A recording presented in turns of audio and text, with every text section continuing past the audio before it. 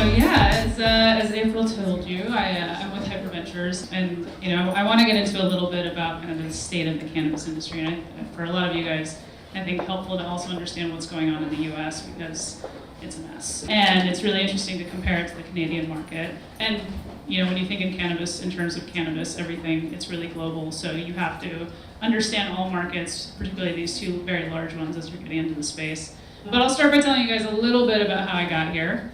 It's a bit of a convoluted story, but as April kind of said earlier, a lot of people who you meet in the cannabis space they have a story of why they're here. It's interesting because it's like when you know people in finance or tech or CPG, it's not like you ask them, oh, why are you here? What's your story? But in cannabis, almost everybody has a story, and a lot of it tends to be personal, and that's kind of how I got into this space. My background's in finance. I worked in the private sector with a hedge fund for a very long time, which is also funny because I'm terrible at math and just kind of fell into it. And I knew that I wanted to make a bit of a change, so I went to business school.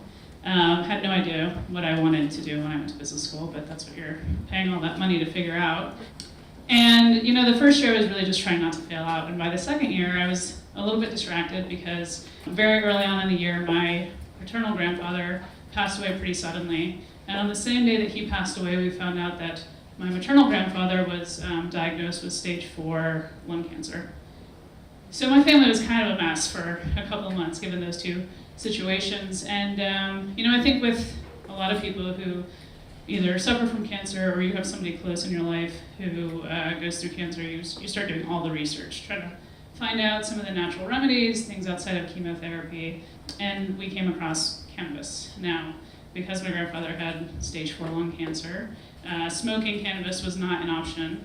And at that time, my family lives in Ohio, and getting anything other than flower was really not an option. Now, with some of this comes a little bit of humor, because I think the funniest text I've ever received from my mother is, do you know where to get marijuana? And she sent it to me and my little sister, and my sister immediately calls me, and she's like, do you think this is a trick? I was like, well, I'm in my 30s, you're in our 20s.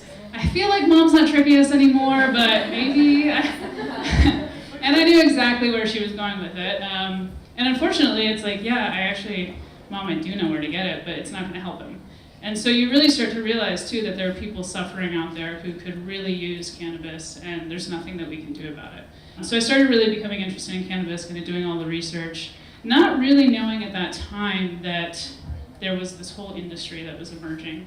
And it was somewhat fortuitous that the day after my grandfather passed away, I was sitting at my parents' house in Ohio, and I got a text from a former classmate at Yale who asked me if I had a job lined up after graduation, which, if you've ever been in grad school, when you're sitting in February of your second year without a job, you're like freaking out because May is right around the corner and you're like, how am I going to pay for this very fancy degree that I've just acquired?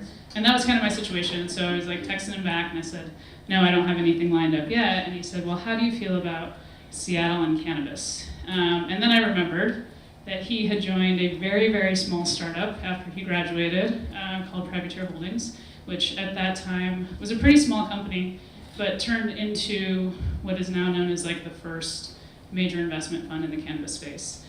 So, I saw that text message, I remembered what he was doing, still wasn't totally sure about it, and I turned to my parents and I said, hey, what do you guys think about Seattle and marijuana? Expecting them fully to have like a very negative reaction.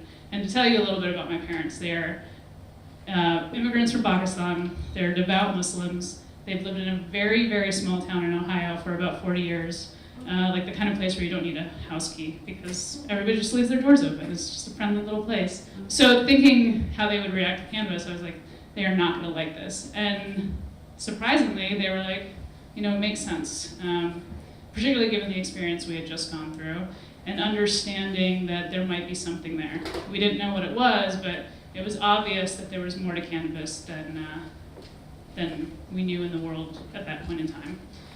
So I took the job, and I was stressed about taking it too, because I was like, am I just, taking this very fancy degree I've acquired and like lighting on the fire immediately after getting it? And most people thought I was crazy for taking the job, but what was interesting is that I had two professors who were great mentors of mine when I was at Yale, and they said, the likelihood of you having a job in a year is pretty slim. But you might have the best stories to tell after that 1 year, and isn't that kind of worth it? And I was like, that's a good point. I might finally be the most interesting person in the room for like a brief minute until everybody decided to get into cannabis, and then, now you have great stories to share with other people. So I went to Privateer Holdings, which is based in Seattle, and was supposed to be focused on investing, but very quickly was put into a role where I started working on what is now Marley Natural, which is a brand that is a partnership with Bob Marley's family. I would love to say that they picked me to run that brand because they just saw all of this potential and that I was like the most amazing recruit they'd ever had, but really I was the only one. I was the only one available. Other people, there was me and this one other guy who also was an MBA, but he only spoke in like spreadsheets and acronyms, so they're like, well, you could be kind of creative, go figure this out. So what started as my first project turned into the brand that it is now. It took us about 2 years to develop. And to be honest, we had no idea what the hell we were doing. This was mid-2014. Brands didn't really exist in cannabis, and not only brands, we had no tools, we had no data. There wasn't really a model to follow before that, so we just kind of made it up. And there were a lot of people that came from all different industries. We had somebody who was from Estee Lauder, and somebody who came from Disney. So there were people like from all of these different industries. We were all kind of figuring this out together, which was a pretty amazing process.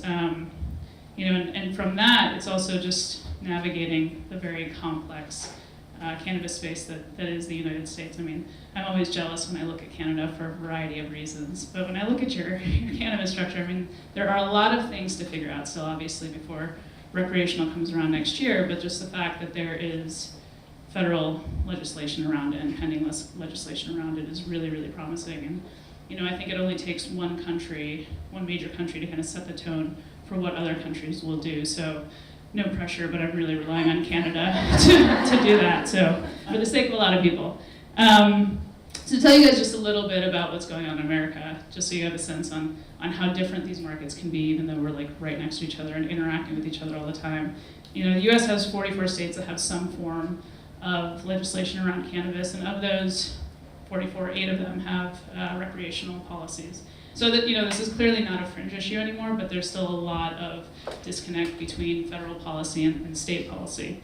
The reason marijuana is regulated so heavily in the US is because of some archaic laws. It really came from the Controlled Substances Act of 1970 that Nixon signed into effect and really started the war on drugs, which a lot of people have opinions about it. I think it was a complete failure and really kind of furthered racial injustices in the United States and kind of continues to do so.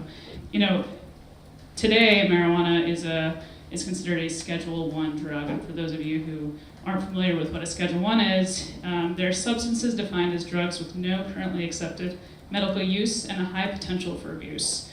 So some examples of other Schedule I drugs are heroin, LSD, and peyote. So right now the US government essentially puts cannabis on the same level as those drugs. Now, you have other drugs like cocaine, which are Schedule II narcotics, meaning, according to the US government, cannabis is more harmful than cocaine.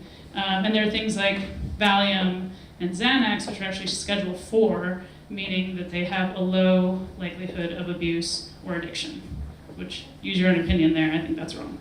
So, that's what we're fighting right now in the US is we have Schedule I, so at a federal level, we have cannabis is kind of viewed as the most harmful of substances alongside a lot of other really crazy things. The fact that heroin, cocaine, and Valium were considered less harmful is kind of mind-boggling, so be very thankful for what you guys have here.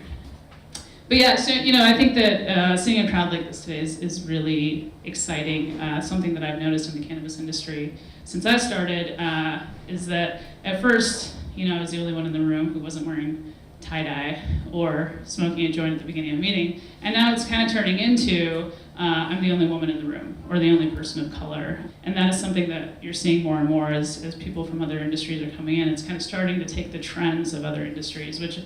In one sense, you say, okay, there's progress. Everybody's starting to pay attention to this. On the other side of it, it's kind of scary because that window of opportunity where we had to build a really unique industry is actually shrinking a little bit. So it's really exciting to see so many people here today, and I encourage all of you to continue learning and getting involved and just questioning what's happening and being curious, because really the conversation is so important to have. Even if you're not a consumer, I mean, to be honest, I'm not a big consumer, but I believe in it. I believe in personal freedom, I believe in racial justice, and I believe in legalizing things that, can, if done appropriately, can actually be more helpful than having things available on the black market.